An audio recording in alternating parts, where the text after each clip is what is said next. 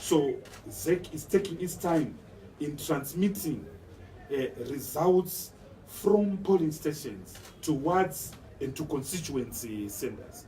And this delay is totally unacceptable, particularly in places like, in urban centers like Harare, Bulawayo, Mutare, Gweru, Masvingo. The results are not being moved from polling stations to command centers. So again, if I can give an example of Harare East, they've not yet announced the result. They've not yet announced and pushed the results to the command center at Oriel Boys High School in Chisipiti, despite the fact that we completed the entire voting process around 3 a.m. Last night.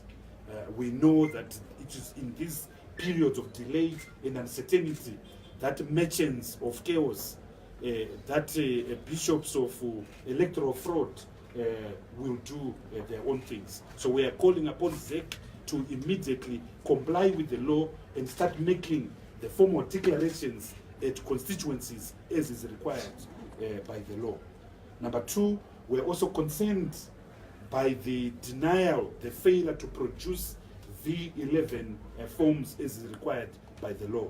As I'm talking to you now, the Zimbabwe Election Commission has failed to produce 21% of the V11 forms. The V11 forms, for those who are not familiar with, it is the form that summarizes everything that would have taken place at the polling station. We as one, what each respective candidate has won, how many ballots have been cast, how many ballots have been rejected, how many ballots have been spoiled. So it is a critical election tool and the result tool consistent with the right of the citizen to receive information codified in Section 62 of the Constitution of Zimbabwe.